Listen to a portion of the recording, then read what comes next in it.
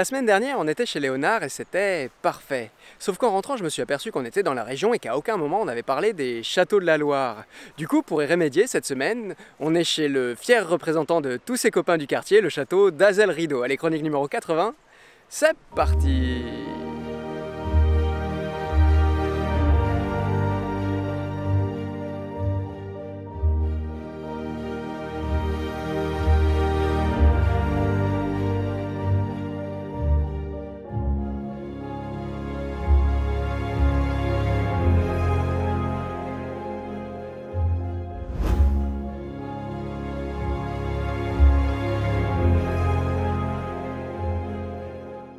Un château comme ça, c'est la splendeur, c'est l'immensité, mais c'est aussi l'attention aux moindres détails, avec chaque métier sa spécificité.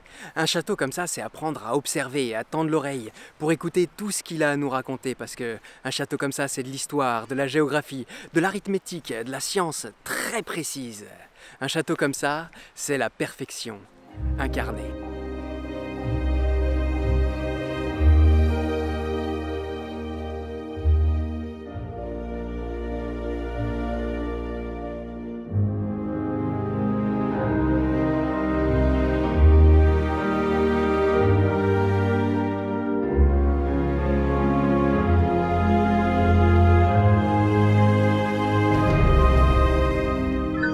Petite interruption inopinée du programme et passage par Paris obligé parce que depuis le début de cette visite, il y a une question que j'arrête pas de me poser. Pourquoi, pendant près de 100 ans, c'est la Loire qui est devenue la capitale de la France?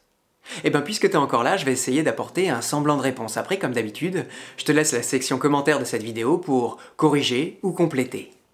Alors, en 1419, pendant la guerre de 100 ans, le roi d'Angleterre a envahi Paris et le Louvre. Le roi de France, lui, il a été obligé de fuir.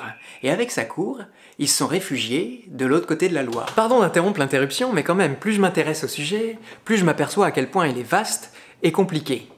En 1419, les Anglais envahissent Paris. Oui. Sauf qu'à ce moment précis, la France est déjà divisée en deux parties. D'un côté, les Bourguignons, favorables aux Anglais, et de l'autre côté, les Armagnats.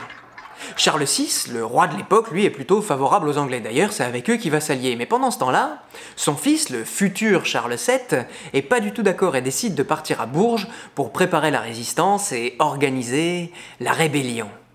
Tu vois, à l'école, moi, l'histoire de France, ça me passait un peu... J'arrivais pas à m'y intéresser. Mais plus là, je lis et je commence à t'en parler, plus je me dis que ça ressemble de plus en plus à un de mes films de science-fiction préférés. Voilà, fin de la parenthèse dans la parenthèse, donc Charles VII et sa cour ont préparé la rébellion de l'autre côté de la Loire, et une fois la guerre terminée, comme ils y étaient bien, ils sont restés. Et ils ont commencé à profiter de tous les bienfaits de la région pour créer un nouvel art de vivre. On est doucement passé du Moyen-Âge à la Renaissance. Tu vois, parfois, même dans la défaite, on peut dire merci aux Anglais. Du coup, on remplace et on rénove les châteaux médiévaux, qui étaient des châteaux forts faits pour résister aux invasions, en châteaux de vie et de réception. Jusqu'à ce que François Ier, lui-même, fort de ses voyages en Italie et de sa relation avec Léonard de Vinci, fabrique, depuis sa première pierre, le château de Chambord, en 1519. Voilà. Donc on sait que le roi de France était arrivé en Pays de la Loire, et la cour a suivi, et donc il a fallu les loger. Les châteaux de la Loire étaient nés.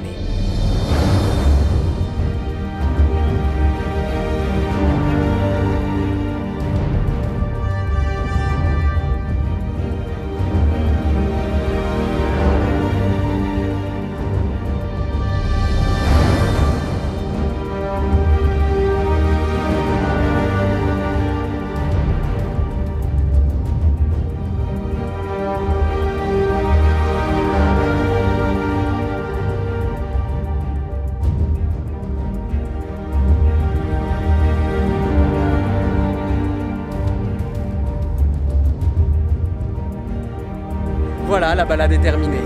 Tu vois, c'est rigolo parce que moi, jusqu'à il y a quelques semaines, les châteaux de la Loire, j'y avais jamais mis les pieds. Voilà, une belle erreur de réparer. Et aujourd'hui, je m'aperçois que si je voulais tous les visiter, il me faudrait un tas d'années parce qu'il y en a un paquet, on n'arrive même pas à les compter. Alors aujourd'hui, je t'ai pas fait une visite à proprement parler, non. Comme d'habitude, plus une balade, un avant-goût, une mise en bouche pour te donner envie à toi de te déplacer et venir ici pour en profiter. Enfin, je voudrais remercier le château d'Azel-Rideau et Jérôme qui m'ont accueilli, qui m'ont ouvert les portes de leur château. Allez, je te dis à la semaine prochaine pour une nouvelle vidéo et un nouveau sujet.